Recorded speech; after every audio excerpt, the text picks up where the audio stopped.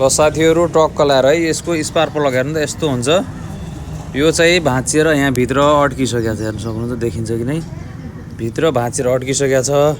यो चाहिँ कसरी निकाल्ने, यो चाहिँ हामी देखाउँछौँ। तपाईले यस्तो एउटा स्क्रू ड्राइभर ल्याउनु पर्यो, यो गोटी सेटको। अनि तपाईको चट्टलारी एउटा यस्तो हुनुपर्छ, यस्तो वाला हाल्नु पर्यो। अब तपाईले ट्याक्क यहाँनिर लाएर हल्का टक टक टक टक टक, धेरै पनि ठोक्नु भएन, लाउनु पर्यो। त्यसपछि अटोमेटिक खुलिहाल्यो। अब हेर्न सक्नुहुन्छ, बाटोमा समस्या पर्यो भने त नजिकमा ग्यारेज छ भनेपछि हेर्नुस् ट्याक्क आइसक्यो है। हेर्न सक्नुहुन्छ भाँचेको ट्याक्क लाएर आइसक्यो। यो कस्तो हुनुपर्छ भन्नुहुन्छ भनेपछि एकछिनमा देखाउँछु। यो चाहिँ टक्क लाएर यस्तो हुने हो। अब यो चाहिँ भित्र हिटिङले अब कोइलादेखि स्पार्क प्लग नफेर्या हो, फुटेर यस्तो भएर छ।